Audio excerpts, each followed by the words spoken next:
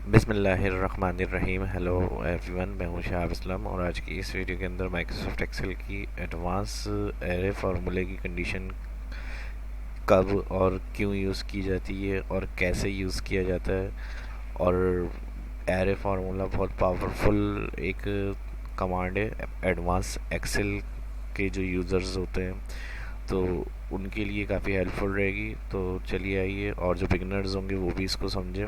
जो normally calculation बहुत मुश्किल से की जाती है वो हम एरे कंडीशंस के हिसाब से आसानी से कर सकते हैं। तो वही चीज़ जो हम नॉर्मल फार्मूले के अंदर यूज़ कर रहे हैं एरे से, हम उसको आसान करके अप्लाई कर सकते हैं। तो ये होता है माइक्रोसॉफ्ट एक्सेल के अंदर एरे का इस्तेमाल कैसे करेंगे। चलिए आइए आज की इस क्लास को स्टार्ट करते हैं। माइक्रोसॉफ्ट एक्सेल को ओपन करा हुआ है यहाँ पे मैंने। अब एक सबसे पहले तो सिंपल, जैसे हम वन लिखते हैं, वन के बाद कंट्रोल और राइट की तरफ अगर हम कंट्रोल के साथ माउस लेफ्ट क्लिक करते हुए जाएं तो 1 2 3 4। और सबसे पहले सिंपल इसको समझने की कोशिश करें। इक्वल कर्ली ब्रैकेट में हमने कंडीशन दे दी 1 2 3 4। कर्ली ब्रैकेट बंद, एंटर होता है, 1 आ गया। अब इसको यहाँ तक 4 हमने एंटर करा है और 4 तक हमें ये सीरीज़ चाहिए। तो इसके लिए हम क्या करेंगे, शिफ्ट के साथ right arrow F2 control shift enter, ये याद रखिएगा। ये देख लें, कंट्रोल शिफ्ट एंटर लिखकर मैंने आपको दिखा दिया है यहाँ पर एरे अप्लाई करने के लिए। और जब एरे आपने अप्लाई किया हुआ होगा जिस कंडीशन पे, उस पर माउस क्लिक करेंगे तो यहाँ कर्ली ब्रैकेट कवर्ड आ जाते हैं, स्टार्टिंग और एंड। नेक्स्ट इसकी एक और एग्जांपल समझाने की कोशिश करते हैं। इक्वल कर्ली ब्रैकेट के अंदर आप नाम भी टाइप कर सकते हैं, इन्वर्टेड कोमा। अब मैं फ़िलहाल टाइम सेव करने के लिए सिर्फ ABC से समझा रहा हूँ, और इसको आप पूरे पूरे नाम भी इस तरह से एरे कंडीशन के अंदर टाइप कर सकते हैं। B comma inverted comma C, फिर इन्वर्टेड कॉमा कॉमा, फिर इन्वर्टेड कॉमा D, फिर इन्वर्टेड कॉमा और कर्ली ब्रैकेट क्लोज। एंटर करेंगे सिंपल, और दोबारा इसको सिलेक्ट करेंगे जितने नाम आपने एंटर किए हुए होंगे इसके अंदर कर्ली ब्रैकेट में, और जहाँ तक उसको फिल करना है सिलेक्शन F2 एडिट। ये स्टेप जहन में रखें, F2 एडिट और कंट्रोल शिफ्ट एंटर। नेक्स्ट, अब फार्मूले में इसका प्रैक्टिकल कैसे यूज़ करेंगे। अब जैसे मिसाल के तौर पे यहाँ मैं कुछ वैल्यू लिख रहा हूँ, वैल्यू लिखने के बाद ये सोल्ड है और ये प्राइस।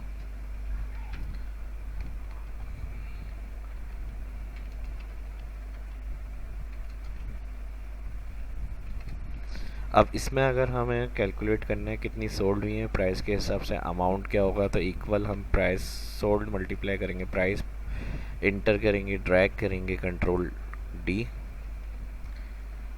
और फिर उसके बाद टोटल करेंगे। तो ये दो स्टेप्स हो गए हमारे। लेकिन अगर सिंगल स्टेप से करें इसको तो नॉर्मल अगर हम इस तरह करें, सम bracket open all sold multiply कर दें ऑल प्राइस, तो क्या सम होकर आंसर आएगा। एंटर करके देखते हैं, वैल्यू आ गई, आंसर नहीं आ रहा आपका।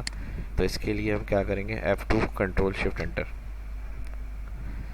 तो जो स्टेप हमने मल्टीप्लाई करके प्लस किया वही डायरेक्ट जो है एरे से हमने अप्लाई करके कंट्रोल शिफ्ट एंटर टोटल कर लिया इसका। F2 एडिट करेंगे इसको, देखें, फिर enter, F2 control shift enter. तो ये सिंपल, अगर सीरीज़ वगैरह या नाम वगैरह लिखकर हम ड्रैग कर रहे हैं तो एरे अप्लाई किस तरह किया जाता है वो मैंने आपको समझाया है। उसके अलावा अगर फार्मूले में एरे अप्लाई करना है तो वो कैसे करेंगे ये मैंने आपको बताया इसके अंदर। अगर एक और एग्जांपल समझाता हूँ मैं इसकी, तो ट्रांसपोज का जो फंक्शन होता है, अगर इस पर हम एरे अप्लाई करें, वैसे जो हॉरिजॉन्टल टू वर्टिकल और वर्टिकल टू हॉरिजॉन्टल हम पेज स्पेशल से ट्रांसपोर्ट को यूज़ करते हैं, लेकिन फार्मूले से अगर हम ट्रांसपोज करना है तो वो कैसे होगा एरे कंडीशन के साथ। तो इसके लिए मैंने एक शीट अलग से बनाई हुई है, और इसके लिए मैं इसको जूम को कम कर रहा हूँ। यहाँ इक्वल ट्रांसपोज टैब दबा देंगे, bracket open, all data select, control shift enter.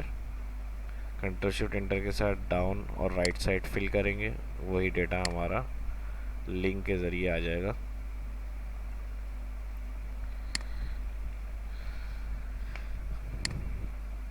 अब जो भी हम चेंजेस यहाँ करेंगे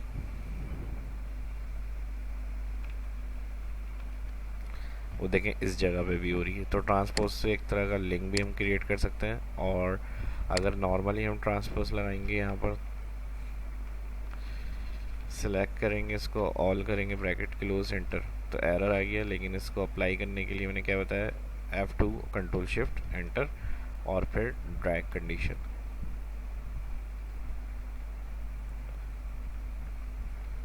इस तरह से तो एक जगह पे जो हम काम करेंगे वही आपकी और दूसरी जगह पे भी कैलकुलेशन चलती रहेगी।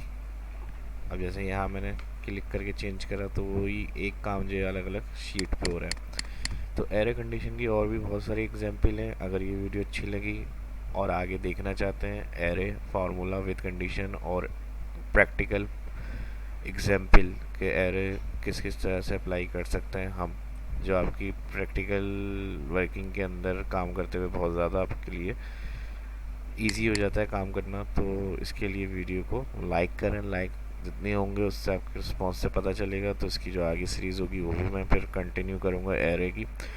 तो अपना ख्याल रखिएगा। वीडियो अच्छी लगी तो लाइक बनता है, और कमेंट करके अपनी कीमती राय से ज़रूर आकर किया करें। वीडियो अच्छी लगी शेयर करें उनके साथ जो सीखना चाहते हैं माइक्रोसॉफ्ट एक्सेल एडवांस, बिगिनर्स और इंटरमीडिएट। तो शहाब इस्लाम चैनल को जो फर्स्ट इस वीडियो को देख रहे हैं सब्सक्राइब कर लें और प्रैक्टिस करें। मिलते हैं नेक्स्ट वीडियो के अंदर। अल्लाह हाफिज़।